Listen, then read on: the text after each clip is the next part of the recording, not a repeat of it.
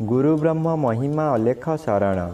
नमस्कार दर्शक वृंद, आपण मानंकु आजिर राशिफल कार्यक्रम मु एस कुमार स्वागत जनाऊँगी।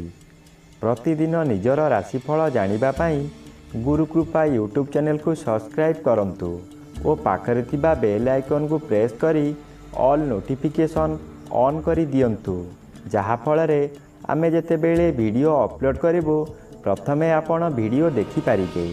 आमर यही वीडियो रे आपण संपूर्ण पंचांग सहित मेष ठारू मीन पर्यंत 12 गोटी राशिर राशिफल विषय रे जानि पारिबे। वीडियो को दयाकरी शेष पर्यंत देखंतु।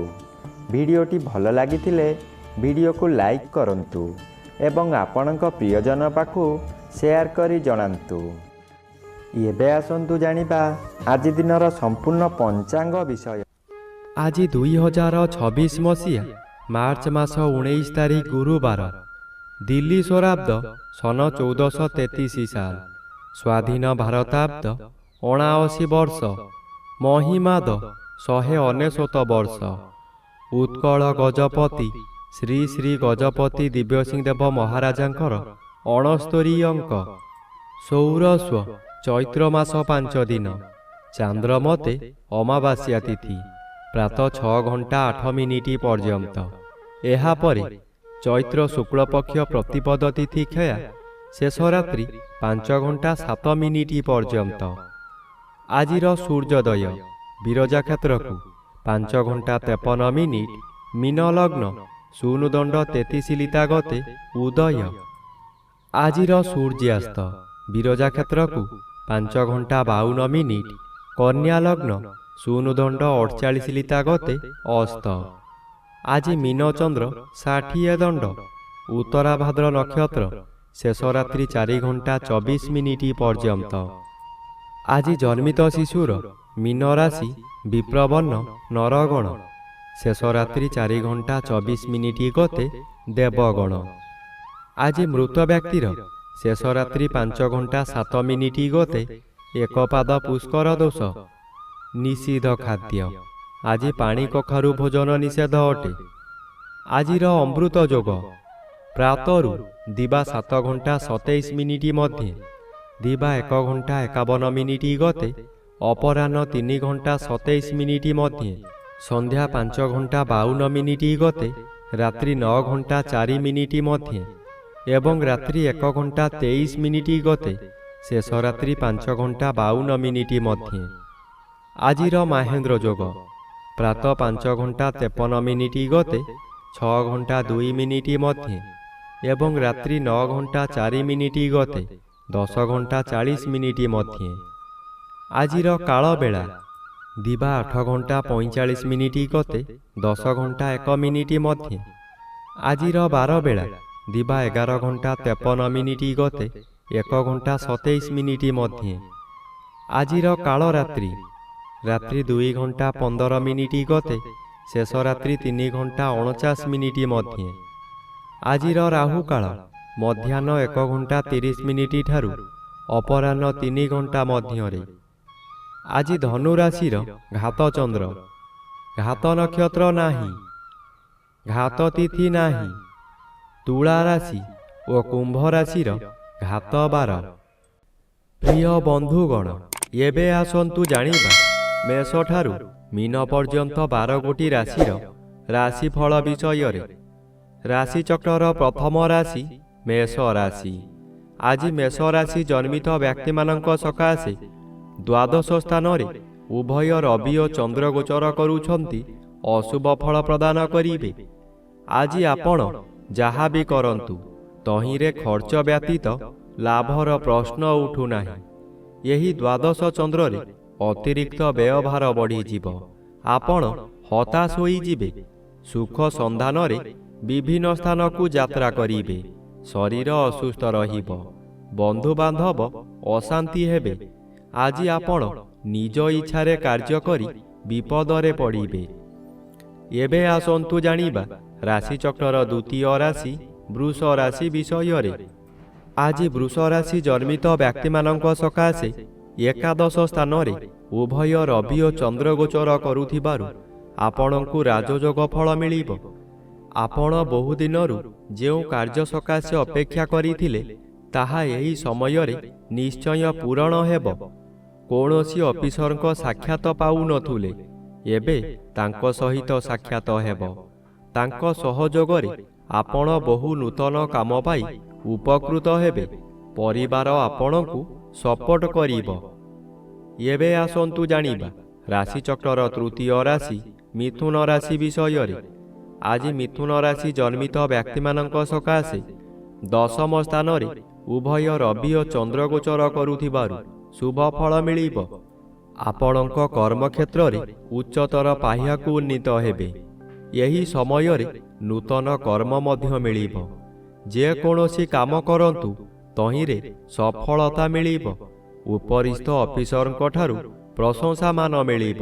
ପ୍ରତିଷ୍ଠା ଲାଭ କରିବେ। ଆଜି ଆପଣଙ୍କ କାର୍ଯ୍ୟ ଦେଖି ସାଥୀ କର୍ମଚାରୀମାନେ ଆପଣଙ୍କୁ ଅନୁକରଣ କରିବେ ଓ ସଫଳତାର ସୂତ୍ର ଶିକ୍ଷା କରିବେ। ଏବେ ଆସନ୍ତୁ ଜାଣିବା ରାଶିଚକ୍ରର ଚତୁର୍ଥ ରାଶି କର୍କଟ ରାଶି ବିଷୟରେ।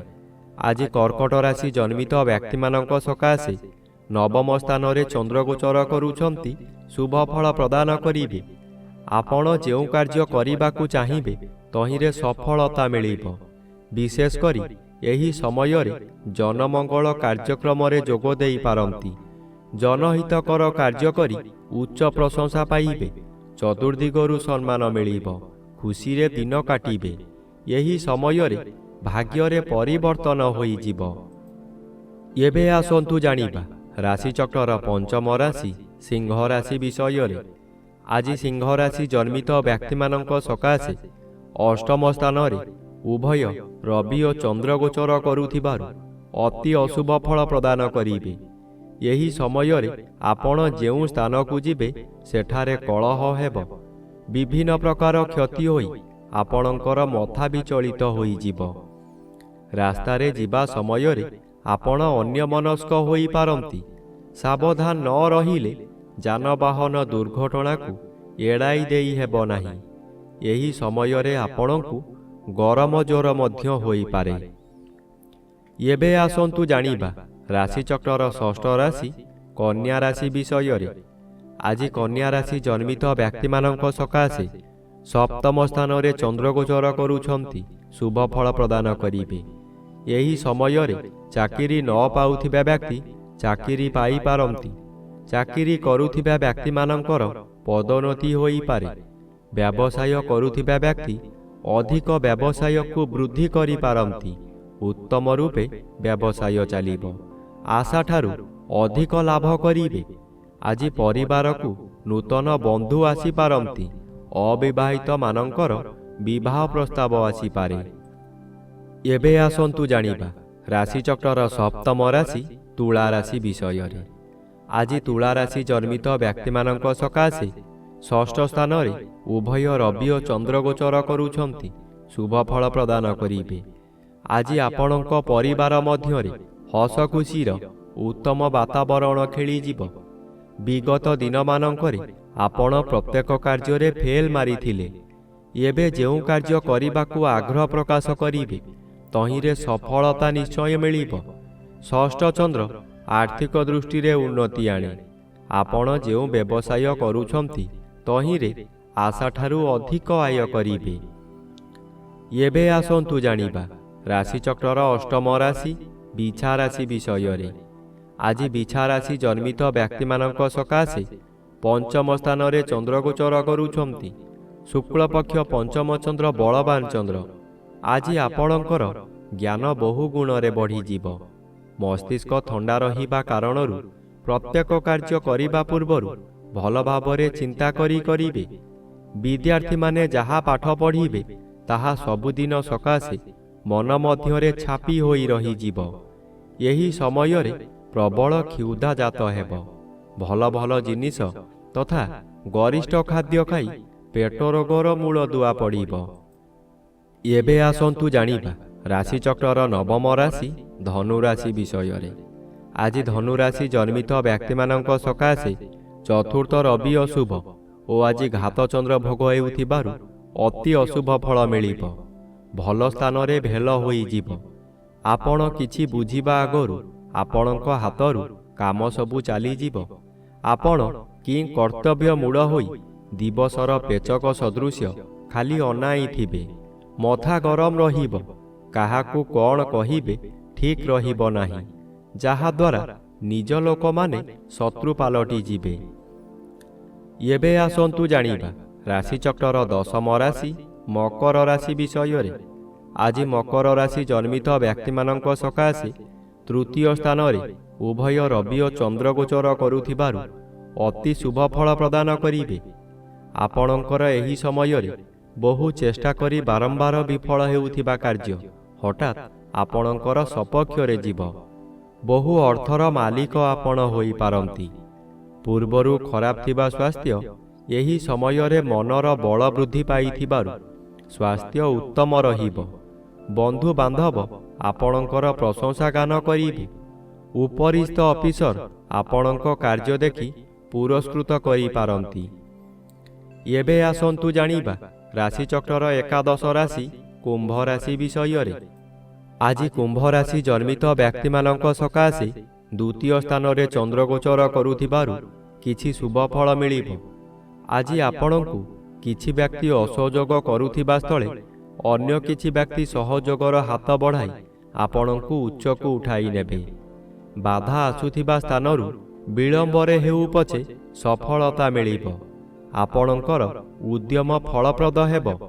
ଉତ୍ତର ଦିଗରୁ କୌଣସି ବ୍ୟକ୍ତି ଆପଣଙ୍କ ସହିତ ଯୋଗାଯୋଗ କରି ଶୁଭ ଖବର ଦେବେ। ଏବେ ଆସନ୍ତୁ ଜାଣିବା ରାଶିଚକ୍ରର ଦ୍ୱାଦଶ ବା ଶେଷ ରାଶି ମୀନ ରାଶି ବିଷୟରେ। ଆଜି ମୀନ ରାଶି ଜନ୍ମିତ ବ୍ୟକ୍ତିମାନଙ୍କ ସକାଶେ ଶ୍ରୀଚନ୍ଦ୍ର ଗୋଚର କରୁଥିବାରୁ କିଛି ଶୁଭ ଫଳ ପ୍ରଦାନ କରିବେ। ଏହି ସମୟରେ ଗୃହରେ କିଛି ମାଙ୍ଗଳିକ କାର୍ଯ୍ୟ ହୋଇପାରେ। ଖୁବ୍ ଧୁମ୍ଧାମ୍ରେ ଆନନ୍ଦ ଉତ୍ସବ ପାଳିବେ। ନିଜ ପାଖରେ ଅର୍ଥ ଥାଉ କି ନଥାଉ ସ୍ୱାଦିଷ୍ଟ ଭୋଜନ କରି ନିଜେ ଭୋଜନ କରିବା ସହିତ ପରିବାର ଲୋକଙ୍କୁ ଖୁଆଇ ଆନନ୍ଦ ଅନୁଭବ କରିବେ। ଆଜି ଦିନରେ କଦାପି ନୂତନ ଗୃହ ଆରମ୍ଭ କରନ୍ତୁ ନାହିଁ।